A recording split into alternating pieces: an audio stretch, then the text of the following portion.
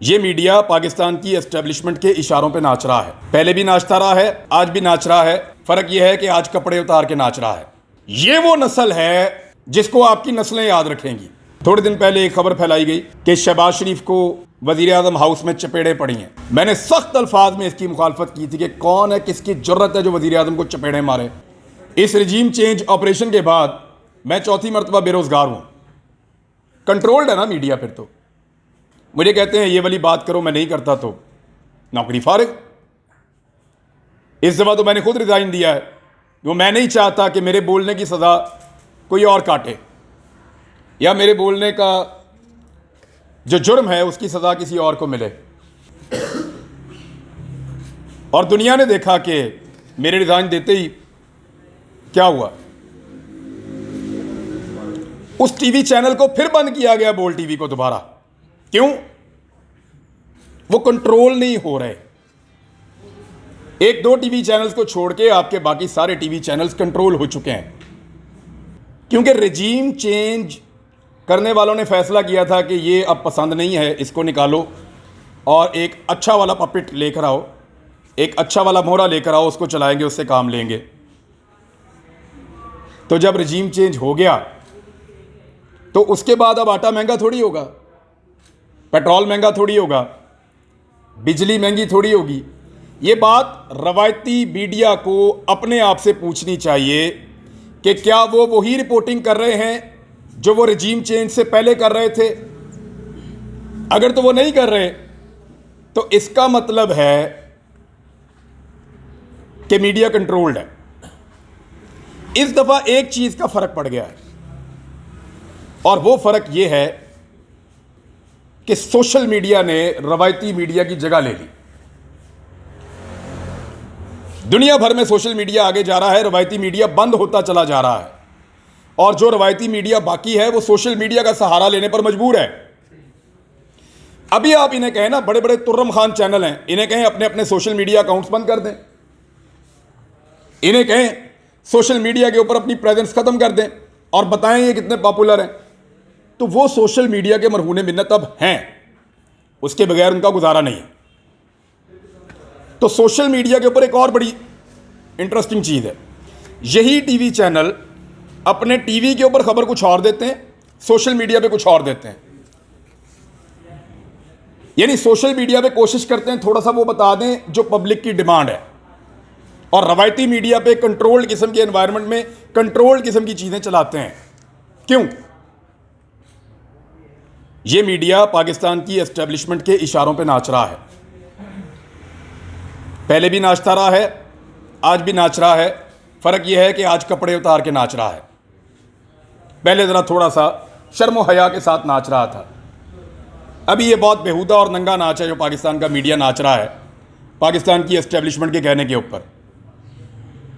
لیکن پاکستان کی قوم ان کو دیکھ رہی ہے.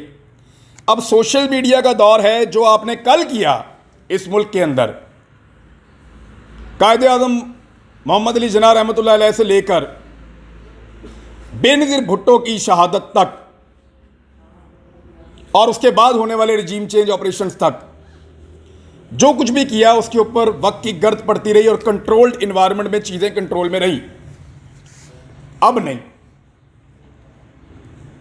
نہیں تو جتنا مرضی آپ گھسیٹ لیں, 1 سال 2 سال 4 سال 6 سال 10 سال, یہ وہ نسل ہے جس کو آپ کی نسلیں یاد رکھیں گی. کیونکہ ہر چیز کو ایک جگہ پہ جا کے لاک لگ جاتا ہے نا. ایک جگہ آتی ہے جہاں پہ جا کے بس اب بند جاتا ہے کہ اس کے بعد اس سے آگے نہیں. وہ والا نہیں, مجھے ایسا محسوس ہوتا ہے کہ وہ آ گیا ہے. مجھے لگتا ہے کہ پاکستانی اپنے فیصلے کرنے میں آزادی سے سوچنا شروع ہو گئے ہیں. یہی میڈیا کل تک باقی پولیٹیکل پارٹیز کی احتجاجی ریلیوں کو, جلسوں کو, پتھراؤ کو, پولیس کے ساتھ تصادم کو گلوریفائی کرتا تھا. گلوریفائی. آج یار ایک پولیٹیکل پارٹی ہے, اس کو یہ میڈیا دہشت گرد بنانا چاہتا ہے لیکن بن نہیں رہا. کیونکہ بیانیہ بنانے کا کام جو کل تک میڈیا کے پاس تھا پاکستان کے, اور اسٹیبلشمنٹ کی خواہش پہ بیانیہ بنا کرتا تھا, آج وہ بیانیہ پاکستان کے ڈیجیٹل میڈیا پہ بن رہا ہے. تو ڈیجیٹل میڈیا کے جو پلیٹ فارمز ہیں انہیں اکٹھے ہونا چاہیے. میں نے ارشد شریف بھائی کو فون کیا, میں نے انہیں کہا کہ ارشد بھائی آپ اپنا سوشل میڈیا کے اوپر ایک ویلاگ شروع کریں. He was not in Pakistan. تو انہوں نے مجھے کہا کہ وہ میرا فیلڈ نہیں ہے, میں نے کبھی کیا نہیں ہے اور مجھے اس کے بارے میں زیادہ پتہ بھی نہیں ہے. تو میں نے ارشد بھائی سے کہا, میں نے کہا آپ کریں ارشد بھائی, اس کے کچھ فائدے ہوں گے. نمبر 1, جو لوگ آپ کو چپ کروانا چاہتے ہیں وہ ناکام ہو جائیں گے. نمبر 2, آپ کے اندر جو ایک جرنلسٹ کا کتھارسس یہی ہوتا ہے کہ وہ بولے اور بات بتائے. ایک جرنلسٹ جو ہے اس کو تکلیف یہی ہوتی ہے کہ اس کی آواز پہنچنی چاہیے. میں نے کہا آپ کو ایک انر پیس بھی ہوگا کہ جو آپ کہنا چاہتے ہیں وہ آپ کہہ رہے ہیں اور بات لوگوں تک پہنچ رہی ہے. 2 چیزیں. تیسرا, میں نے انہیں کہا کہ یہ پتہ چلنا چاہیے کہ ہم میں اور ملک دشمنوں میں بہت فرق ہے. مجھے پتہ ہے ارشد شریف باہر جا کر بھی جو بات کرے گا وہ وہی کرے گا جو قانون اور آئین کے مطابق ہوگی. ارشد شریف نے باہر جا کے کوئی پاکستان کا غدار نہیں بن جانا تھا. تو اس سے سبق حاصل ہونا چاہیے اسٹیبلشمنٹ کو بھی کہ اس نے وہی بات کی جو وہ پاکستان میں بیٹھ کر کر رہا تھا. آج صابر شاکر نے جتنی بات کی ہے پاکستان سے باہر, جتنے بھی لوگ ہیں آپ اٹھائیں, کیا وہ پاکستان میں بھی ایسی ہی بات نہیں کرتے تھے؟ کیا ان کا رویہ بدل گیا؟ کیا وہ گالیاں دے رہے ہیں؟ محیط پیرزادہ, کیا وہ گالیاں دے رہے ہیں؟ ان کا رویہ بدل گیا؟ نہیں, وہی ہے.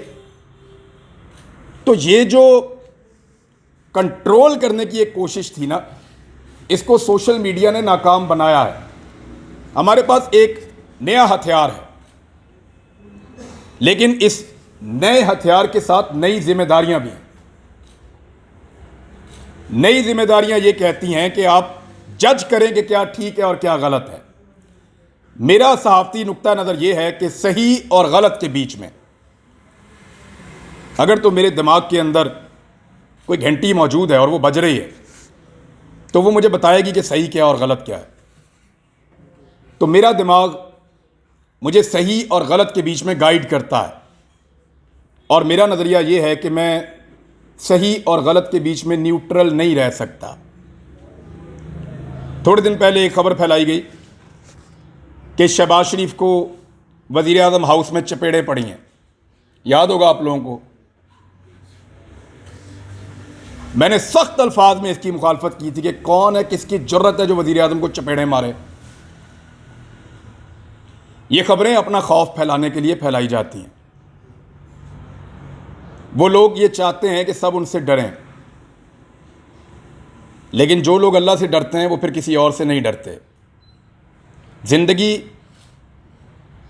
آپ کا رزق, آپ کی عزت, آپ کی اولاد, یہ ساری چیزیں اللہ رب العزت کے پاس ہیں.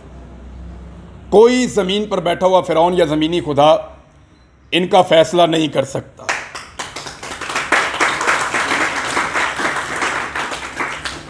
خود فیصلہ کیجئے. آپ کو لگتا ہے کہ یہ والا موقف ٹھیک ہے؟ سوشل میڈیا کا ایک ہی فارمولا ہے جو مجھے سمجھ آیا.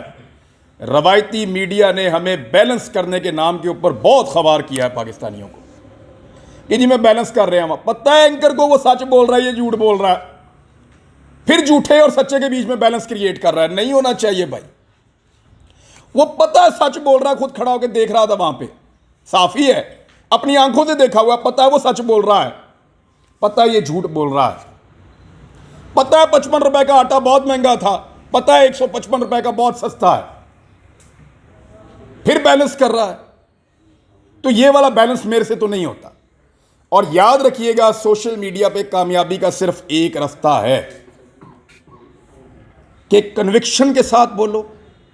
جو بات کرو اس کے اوپر آپ کو خود پورا یقین ہونا چاہیے. آپ کی باڈی, آپ کی آنکھیں, آپ کی زبان ایک بات کر رہی ہو, الگ الگ بات نہ کر رہی ہو. کسی ایجنڈے پہ جانے کی بجائے خود فیصلہ کرو کیا ٹھیک ہے اور کیا غلط ہے, اور اس کے اوپر چلو. تو سوشل میڈیا پہ آپ کو بیلنس کریٹ نہیں کرنا. آپ کو صحیح اور غلط کا فیصلہ کر کے جو آپ کی دانست میں ٹھیک ہے اس کے ساتھ کھڑے ہو جانا ڈٹ کر. مجھے تو لگتا ہے کہ اس سے آپ کو کامیابی ملے گی. تھینک یو ویری مچ, بہت شکریہ. السلام علیکم.